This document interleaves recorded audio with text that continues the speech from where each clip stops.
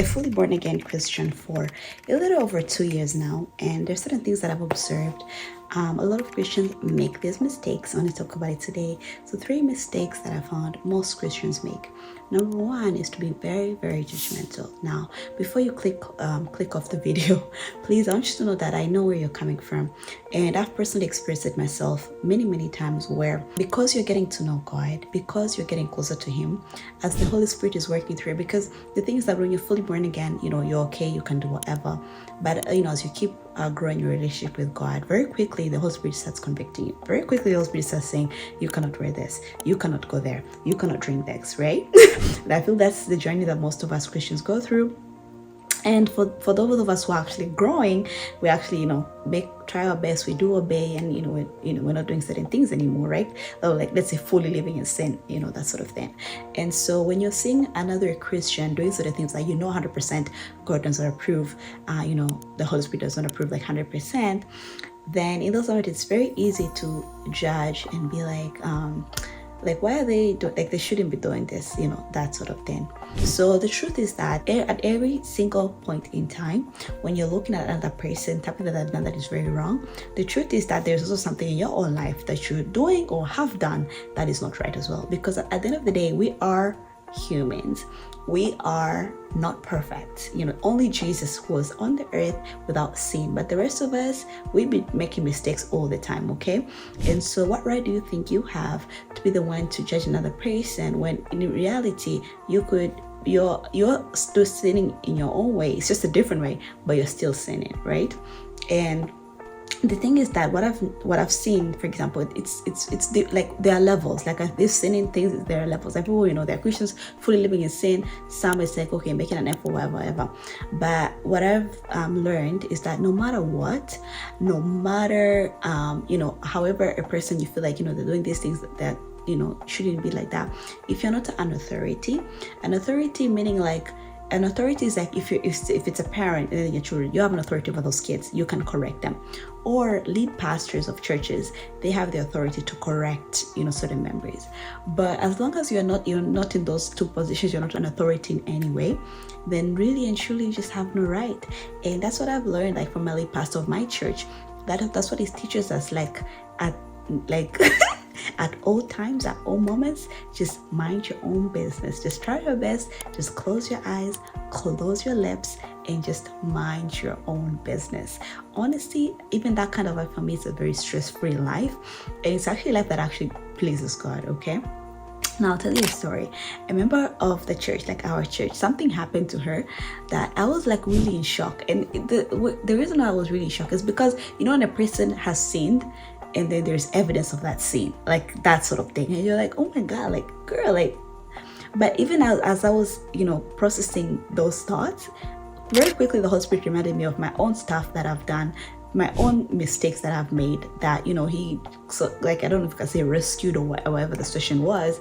And just from that, like that memory from the Holy Spirit, I closed my mouth. I did not say anything. I did not comment on the situation, even though my flesh, actually that's what the flesh wants you to do. The flesh wants you to comment, wants you to gossip, wants you to do that.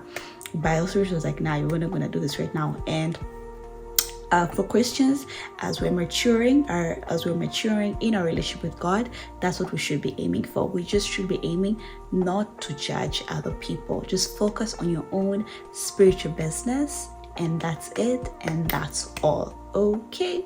Number 2 mistake that I've noticed a lot of Christians make is relying on the lead pastor of the church and like church services, that sort of thing. What do I mean by this? It's very easy to, let's say Sunday, today I'm filming with Saturday, I'm have church tomorrow morning. It's very easy to just, when you feel like, oh, I love God, just to go to church on Sundays, go back Bible study, we have it on Thursday for our church. It's very easy just to do that and just, feel like, God, like I'm going to church, I'm going to my Bible study, and that is it, right? But the truth is, that is not enough. And actually, if you want to truly grow, if you want to truly get closer to God, you need to be having your own personal time with God, okay? Channels of grace. So channels of grace, we have worship, we have faith in the word, meditation, right? prayer, and then we have association. Association, just you being around fellow believers, right? And it's very, very important for you as a Christian who, you say you love God and all of those wonderful things, to have the time, apart from you going to church services, apart from you serving and going to your life groups, Bible study and everything, to have your own personal time with God, okay? I have found for myself, like, even if it's reading the word and finding revelation, like when I found it on my own, like honestly, like it hits different. Like when you're reading the word and you read something and that whatever you have read cannot be erased from your mind, like it's a stuck, like those kind of moments, it can never compare to what you're just reading in the church as a whole, and the lead pastor of your church sharing that revelations to you. The truth is that every Christian must have a home church. You must have a place. It doesn't matter if it's, preferably in person, but even if it's online, okay. But it's very important that you have a group of people, community sort of thing that you're able to go to every Sunday, like that. It's very important for every Christian. But the truth is that is meant to actually act as a catalyst to grow your own relationship with God, your own. Because the thing is that when you're in church, you're learning about God through that pastor's lens.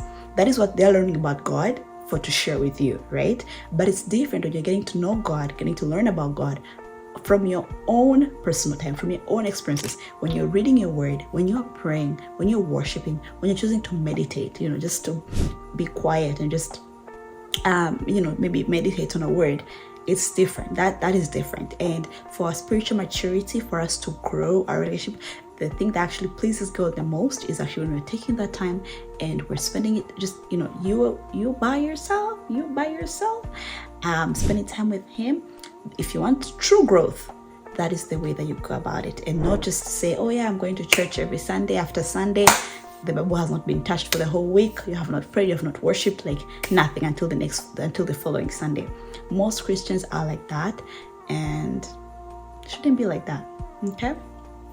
Number 3 mistake that I've noticed a lot of Christians make is distancing themselves when they've made a mistake. Just one of these couple of Sundays, the pastor of my church was saying, the people here who are in church right now, but they're sitting in the back because they are feeling condemned. They're feeling like, that guilt and condemnation. They've made a mistake. In that case, okay, at least they were still in church. But there are some people who, because, they go, like, let's say even right now where I'm at, like, going to church and everything, and then let's say I fall and because I've stopped drinking for it's been 9 months now. Let's say I fall and I drink, or let's say I fall and I have sex with a person. Like right now I'm on a celibate journey, like until marriage sort of thing. But let's say I make a mistake and I do that, then what the devil will try to do, actually that's how the devil works. The devil works trying to isolate you. Like that's the best tactic that he has. That guilt, just to hit you with that guilt of condemnation, like just trying to seduce you in a bad way. I can say convince you that you're not worthy, you're not good enough to be in God's presence. And honestly, that is the lie from the pit of hell. Actually, in those moments, that's actually the time that you actually should be in church. That's the time that actually should be running to God and just say, I'm sorry. That's it. Like that's the thing that I've learned, like about salvation, like most people don't take advantage of, is knowing that actually Jesus already died. Like there's no, my pastor always says, there is no sin you can invent. There's no sin. Like when Jesus was dying on that cross, it was all the sins, like every single one of them. And that's the whole point of salvation. Like you're forgiven. All you have to do is just ask for forgiveness. To say, Lord, I'm sorry. Like I messed up. I'm sorry. And that get back there. Get back there, and that's it. Like, and sometimes it's even a thing of like your own thoughts, your own mind be like, oh, people are looking at me, people are doing it, but no. Or even if they are, they shouldn't in the first place. And it really shouldn't be their eyes that matter. It really should be God's eyes that matter. Like, that's a word, by the way. It shouldn't be people's eyes that matter. It's God's eyes that matter. God sees, like, you know what, my daughter made a mistake, my son made a mistake, but you know what? They're choosing not to kind of like dwell in this. They're choosing not to stay in it. And just, at some point, you can even end up now making even more mistakes because you're like, oh yeah, like I'm totally not worthy. That is really a lie from the devil. And if you're watching this right now and, you're in that season right now, I can say, a time where you've done a mistake and you feel like you're not worthy. No, I just want you to know that's a lie from the devil. Please just get back on it again. Whatever you have done, it's already been Jesus already died for it on the cross. Just say, Father, I'm sorry. Certain things doesn't mean that there won't be repercussions. Doesn't mean that if you stole something, you need to give it back. That sort of thing. But at the end of the day, we take our forgiveness by faith, right? We take our forgiveness by faith. You just know that if I say I'm sorry, I am forgiven. That's it. That's it. That's it. That's it. That's it. End of story. Okay. I do hope that you are blessed with this video today. If there is a mistake you've noticed a lot of Christians make, please comment. Please comment. And of course, subscribe to the channel. If you didn't subscribe yet, what are you waiting for? It's faith-based content over here. We talk about Jesus. We love Jesus. All those wonderful things. I love you very, very much. Thank you for watching. Bye.